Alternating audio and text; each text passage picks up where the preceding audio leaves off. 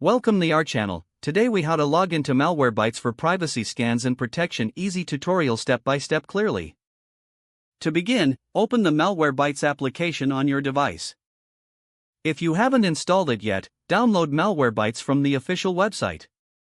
Once the application is open, look for the login option on the main screen. Click on the login button. You will be prompted to enter your email address. Type in the email address associated with your Malwarebytes account. Next, enter your password in the designated field.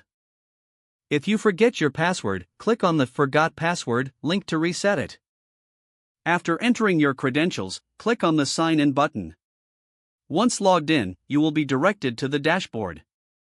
From the dashboard, navigate to the Privacy section. In the Privacy section, you can access various scanning options. Choose the type of scan you wish to perform. You may opt for a quick scan or a more comprehensive scan. Click on the Scan Now button to initiate the process. Wait for the scan to complete, which may take several minutes. Once the scan is finished, review the results displayed on the screen. Follow any recommended actions to enhance your device's security. Make sure to regularly check back and run scans for ongoing protection.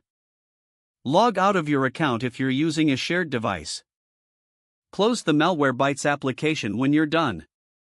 This will ensure that your device remains safe and secure.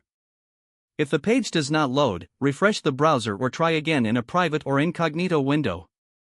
Make sure you are using the correct email address, then retype it carefully to avoid small typos. If your password is not accepted, use the reset option and create a new strong password you can remember.